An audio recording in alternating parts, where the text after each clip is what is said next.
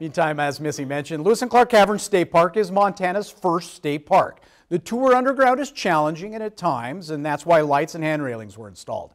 This week in Fish and Wildlife, we venture under the state park to see how the lights and railings are being improved. This week in Fish and Wildlife, sponsored by your local Montana Toyota dealers. Thursday morning time once again for This Week in Fish and Wildlife. We're on the road. We're actually at the entrance tunnel to Lewis and Clark Caverns State Park. Tom joining us this morning. Tom, a lot of work going on in here. The tours are not currently happening. That's between Memorial Day and Labor Day, but there's a lot of people working in the caverns right now. Tell me what's going on. Well, first off, it's beyond Memorial Day, Labor Day. It's May 1st to the end of September. Right. So we got a 5-month season there, but this is our off season. And normally the off season is a really quiet time here in the park. But presently we are upgrading all of our lighting and handrails to the entire cave.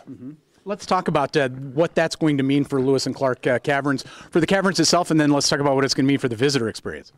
So what it means for the park and for the cave itself is we are going to be lowering light emissions from incandescent lights. We're completely removing that, which put off heat. They cost more to run. The heat dries formations out. It's not great for the cave. So there's benefits that way. It should inhibit some algae growth in places too, which algae is not great for the cave.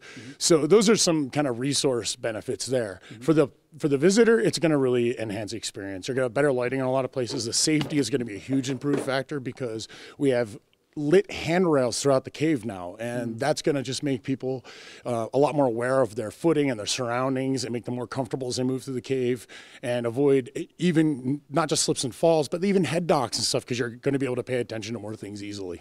This is a project that I know you've wanted to be able to do for a long time. Being able to get this done before we open in May, that's got to be exciting. Yeah, it is really exciting. It's going to give the cave a brand new look.